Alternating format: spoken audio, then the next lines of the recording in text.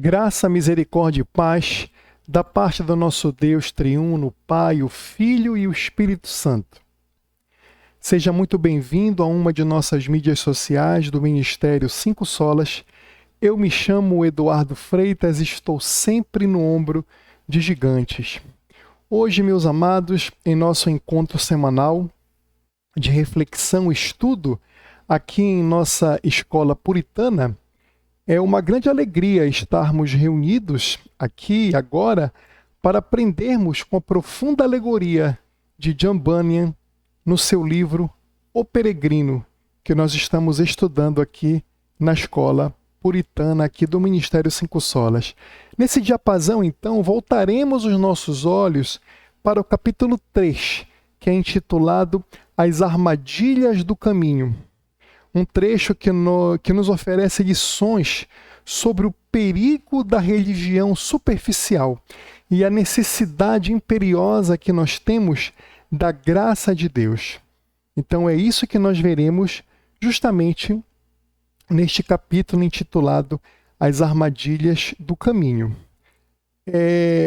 Antes de avançarmos no assunto deste nosso capítulo, permita-me lembrá-los que o objetivo do nosso viver, conforme nós aprendemos nos símbolos de fé de Westminster, que são símbolos de fé puritanos, que o fim do homem, o meu fim e o seu fim, a nossa finalidade, o motivo pelo qual nós fomos criados pelo Senhor Deus, é para glorificarmos a Deus e termos prazer nele sempre. Então, essa é a nossa finalidade, glorificar a Deus e gozá-lo para sempre. Bem como a palavra de Deus é a nossa única fonte de fé e prática que deve submeter a nossa mente, a nossa consciência, dobrar a nossa cerviz de acordo com as determinações do Senhor Deus, a nossa única fonte de fé e prática. E que esta aula, feitas estas considerações iniciais, nos ajude a honrar o nome do Senhor. Vamos fazer uma breve revisão e contexto dos capítulos anteriores para que nós possamos entender a gravidade deste capítulo 3. E para que nós possamos efetivamente compreendermos isso, seria interessante nós relembrarmos o que o nosso protagonista, o cristão, ele já enfrentou. No capítulo 1, nós vimos aqui o cristão na cidade da destruição.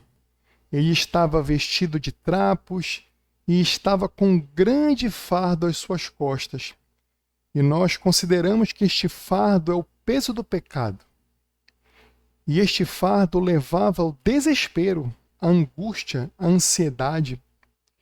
E guiado pelo conselho do fiel personagem chamado evangelista, o cristão soube que a única direção que ele deveria seguir, a partir daquele momento, depois de ter tido consciência que estava em um estado de perdição terrível, era para a porta estreita.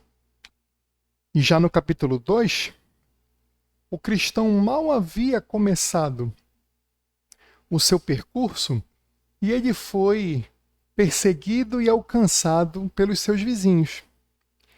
Nós observamos que enquanto o obstinado desistiu rapidamente da caminhada, o volúvel ele tentou segui-lo, mas aí ambos caíram no pântano do desânimo.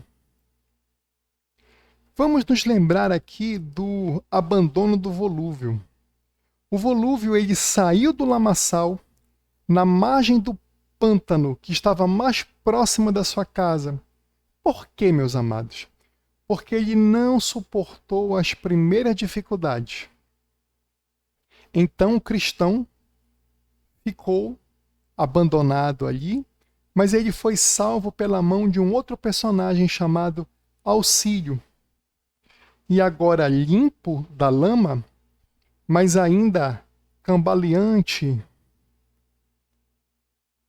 assoberbado, com o peso do fardo que ele carregava em suas costas, o cristão precisa avançar até a porta estreita. E é nesse momento de vulnerabilidade que se manifesta a grande armadilha do nosso caminho espiritual, que é a tentação de nós buscarmos sempre o caminho mais fácil. Meus amados, já no nosso capítulo 3, nós vamos observar o ingresso aqui na narrativa de Jambania da voz do sábio segundo o mundo. Entenda, logo que o cristão deixa o pântano, a obra de Jambania nos apresenta um personagem fundamental nessa sua alegoria, que é o Senhor sábio segundo o mundo. Esse senhor, este cavalheiro, este personagem, ele é muito astuto. Ele não nega, observe bem, ele não nega aqui o sofrimento do cristão, mas ele critica a solução que foi apresentada ao cristão. Ao ver o cristão apressado e carregado, ele ofereceu um atalho. Por quê? Porque ele é o sábio segundo o mundo, sempre oferecendo ao cristão, a alegoria do Jambania, como a nós também, um atalho, como se fosse mais simples e mais fácil nós percorrermos esta nossa peregrinação aqui na Terra. O sábio segundo o mundo, ele representa o raciocínio carnal que tenta conciliar a piedade cristã com a conveniência. Ele fala de forma muito persuasiva. Ele diz assim: eu o amaldiçoo por este conselho. Não há no mundo caminho mais perigoso e difícil que este que ele lhe indicou, que o evangelista indicou para ele. Referindo-se justamente ao caminho que este personagem tão importante, o evangelista, ele apresenta ao cristão e que vai passar pela cruz de Cristo, que é o caminho que todos nós temos que percorrer. Tomarmos a nossa cruz e seguirmos ao Senhor Jesus. Então, o Senhor sábio segundo o mundo, ele sugere ao cristão para que abandone este caminho estreito por ser repleto de perigos, como, por exemplo, palavras do sábio segundo o mundo: exaustão, dor, fome, perigos, nudez, espadas, leões, dragões, trevas, em suma, a morte. Meus amados, em contraste, sábio segundo o mundo, ele oferece uma rota alternativa e ele promete assim ao cristão: muita segurança, amizade e alegria. Parece maravilhoso esse conselho, né? Aos olhos carnais, aos olhos humanos, quem não quer muita segurança, amigos, alegria? Então, a solução do Senhor sábio segundo o mundo é que o cristão se mude para a vila da moralidade e que lá ele procure o Senhor legalidade. E caso o Senhor legalidade não esteja ali, ele vai procurar o seu filho, que é a urbanidade. E qual era a promessa do Senhor legalidade? O Senhor legalidade, ele tinha a capacidade de ajudar a aliviar os homens dos fardos que eles carregam nos ombros. Então, o Senhor legalidade, por meio de cumprimentos de ordenanças meramente humanas, criadas pelas opiniões e pelos usos e costumes meramente humanos, sem nenhuma base bíblica escriturística, tinham o condão de aliviar a consciência, o fardo, o peso dos pecados nos ombros das pessoas. Então, o cristão, buscando o alívio e ouvindo este péssimo conselho do Senhor sábio segundo o mundo, ele desvia o seu curso e segue em direção à moralidade. Mas observe, meus amados, que há um detalhe terrível nesse desvio. O caminho, ele levou o cristão para debaixo de uma montanha que se debruça sobre o caminho, aterrorizando-o. O próprio cristão, ele se viu forçado a parar. Palavras dele: com medo de que caísse sobre a minha cabeça. Então o cristão para com medo que aquela montanha caia sobre a cabeça dele. Nesta alegoria do Jambani, esta montanha, este monte, o evangelista explica para o cristão que é um Monte Sinai. É um Monte Sinai que representa a lei. A lei. Nós poderíamos tirar algumas lições teológicas até agora sobre o que nós estamos lendo neste capítulo. Nós poderíamos falar sobre a cura falsa e a função da lei. A intervenção de evangelista que surge neste momento aqui, mais uma vez agora para corrigir o cristão, é o ponto alto deste capítulo. Pois essa intervenção, ela expõe a falácia da justiça própria.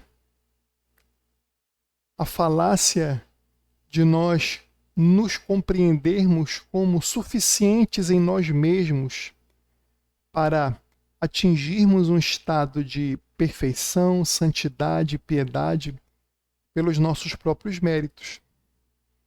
O evangelista, ele repreende o cristão por rejeitar o conselho do Altíssimo Senhor Deus e desviar os pés do caminho da paz. Agora, por que o caminho da legalidade é tão perigoso, tanto para o cristão quanto para nós hoje em dia?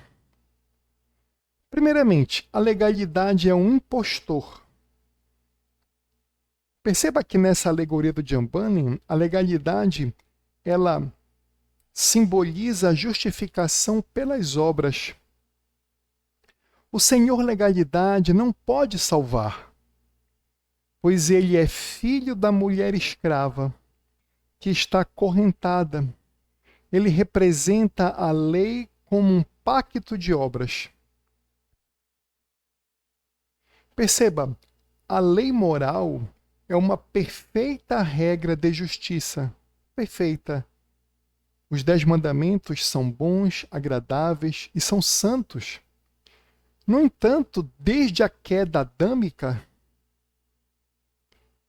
tanto Adão como os seus descendentes, os nossos primeiros pais e nós mesmos, nenhum mero homem, nenhum, a não ser Cristo Jesus, que é Deus e homem, mas nenhum outro é capaz nesta vida de guardar perfeitamente os mandamentos de Deus. Então perceba, meus amados, que buscar o alívio do fardo pela legalidade, por obras morais, é um esforço inútil, completamente ineficaz, inócuo. A confissão de fé de Westminster, um símbolo de fé puritano, esta confissão de fé é clara. As obras feitas pelos não regenerados, mesmo que sejam louváveis e úteis, não podem preparar homem algum para receber a graça de Deus. Não podem. É o que a nossa confissão de fé de Westminster nos ensina. O cristão, ele foi enviado a este personagem legalidade na esperança de ser justificado pelas obras da lei. Mas aí o evangelista lhe lembra: pelos atos da lei, nenhum homem vivente pode se livrar de seu fardo. Perceba, meus amados irmãos, que a justificação, segundo a fé puritana, é um ato da livre graça de Deus, é um ato monergístico. A salvação só provém de Deus e só dele, não por algo que nós possamos contribuir ou fazer, mas somente pela perfeita obediência e plena satisfação de Cristo. É Cristo que cumpre perfeita e obedientemente a vontade do Pai, a lei de Deus.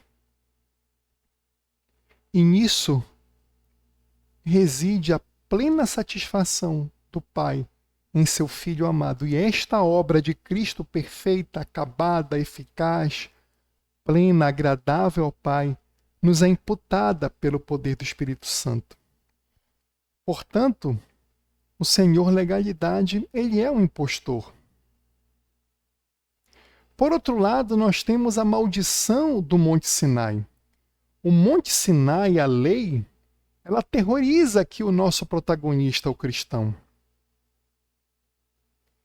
Perceba que o Catecismo Maior de Westminster, ele explica que a lei é útil para convencer os homens do seu estado pecaminoso, humilhando-os e ajudando-os a ver o quanto precisam de Cristo. Quando o cristão ele se desvia para a lei, ele está sob a maldição dela. Quando ele tenta colocar o coração dele, quando ele tenta colocar a confiança dele nas suas próprias obras, ele está sob a maldição da lei, porque ele não consegue cumprir a lei.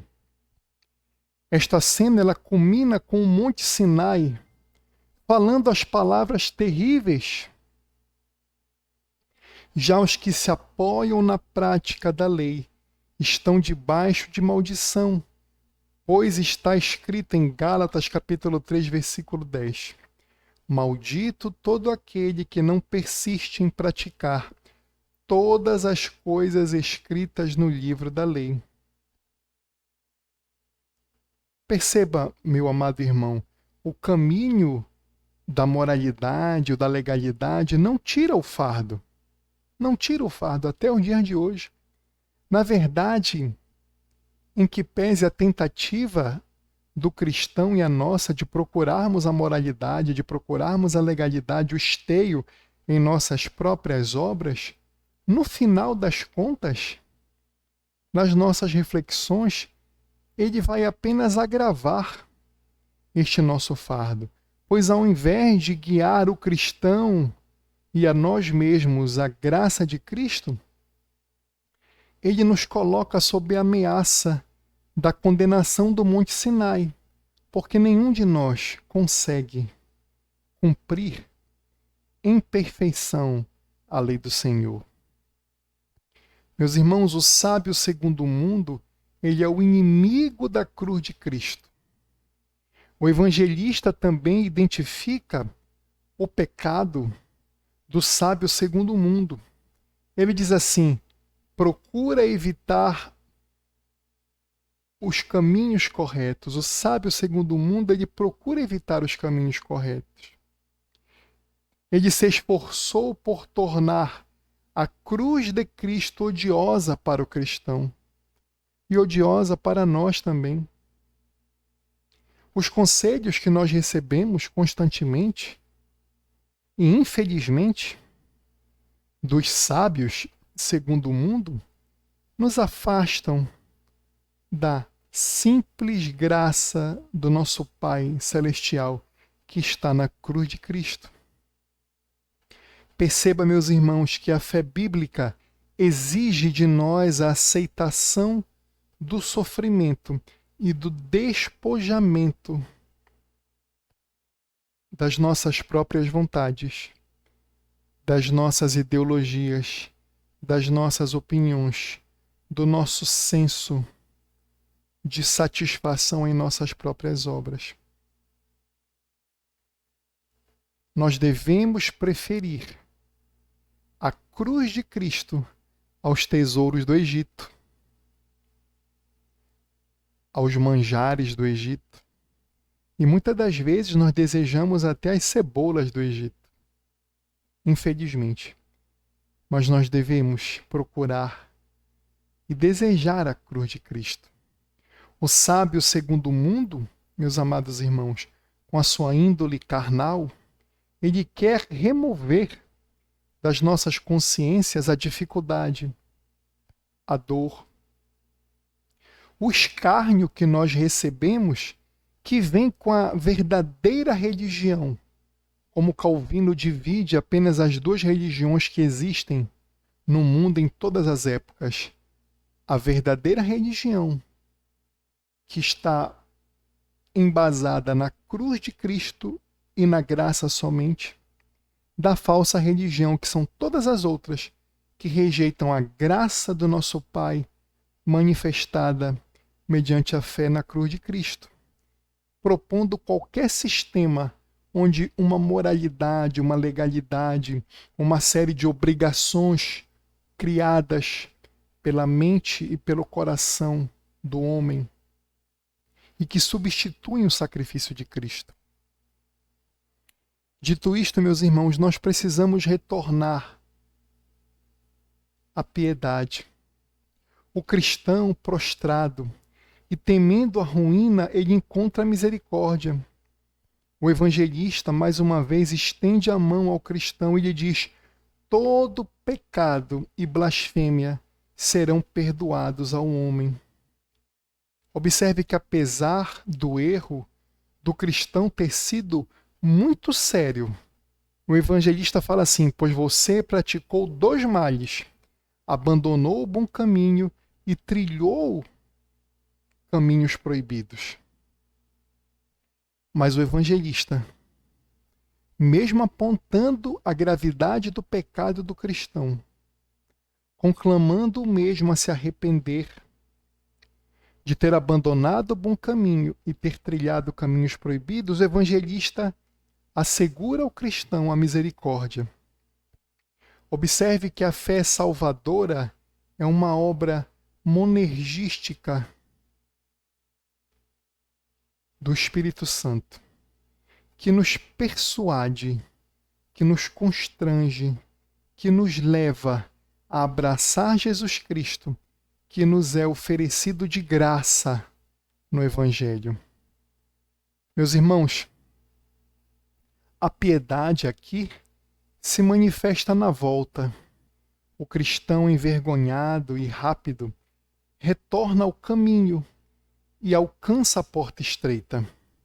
Esta porta, guardada por boa vontade, representa a graça de Cristo, que não levanta objeções contra ninguém. Podemos ler em João capítulo 6, versículo 37. Pouco importa tudo o que tenham feito antes de chegar aqui, pois de modo nenhum são lançados fora. Isso é com base em João capítulo 6, versículo 37. O cristão ainda pergunta se boa vontade pode ajudá-lo a livrar-se do fardo. E a resposta é crucial, nevrálgica, encerrando a lição deste capítulo e preparando o palco para o nosso próximo capítulo, o nosso próximo episódio. A boa vontade fala assim: quanto ao fardo, contente-se em carregá-lo até chegar ao local da libertação, pois lá, por si só, cairá de suas costas. Observe que o fardo da culpa só será removido no lugar determinado pela graça, não pelas obras vãs da moralidade, da legalidade, do nosso senso de dever e obra cumpridos por nós mesmos. Meus amados irmãos, a alegoria de Jambânia nos ensina que o caminho para a salvação é estreito e único. Jesus disse: Eu sou o caminho, a verdade, a vida. Ninguém vem ao Pai senão por mim. Então é estreito e único. Mas ele é sustentado pela misericórdia incondicionalmente oferecida aos eleitos do Senhor. Meus irmãos, cuidado com as vozes sedutoras de familiares, parentes, amigos, colegas de trabalho, conhecidos, que prometem uma fé sem cruz e uma salvação ou um alívio baseado na própria retidão, na legalidade, no moralismo de faça isso, não faça aquilo, seja assim, não seja assim.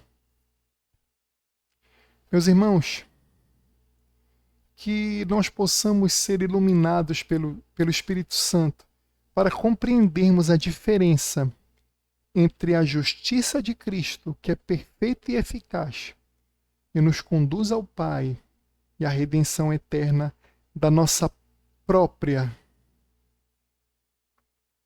moralidade, do nosso próprio senso de justiça que é falho. Que nós tenhamos piedade, meus irmãos, em orar, para que, como cristão, nós fujamos do pecado e das falsas religiões, mantendo os nossos olhos fixos naquele que é o nosso único Salvador. Vamos orar? Senhor, muito obrigado por esse ensino. Abençoe a nossa escola puritana, a leitura desse nosso livro, e tem misericórdia de nós, para que nós possamos, Senhor, fincar a nossa esperança não em nós mesmos, longe de nós, Senhor, mas nas obras, nos méritos e no poder do Espírito Santo, que em nós nos é imputado pelo poder do Espírito Santo. É o que nós te pedimos, Senhor, em nome de Jesus. Meus irmãos, que Deus nos abençoe ricamente. Com a graça de Deus, nós nos vemos na próxima semana para o nosso estudo do capítulo 4 do livro O Peregrino, do Jambânia. Eu me chamo Eduardo Freitas e estou sempre no ombro de gigantes, e você está em uma das mídias sociais do Ministério 5 Solas.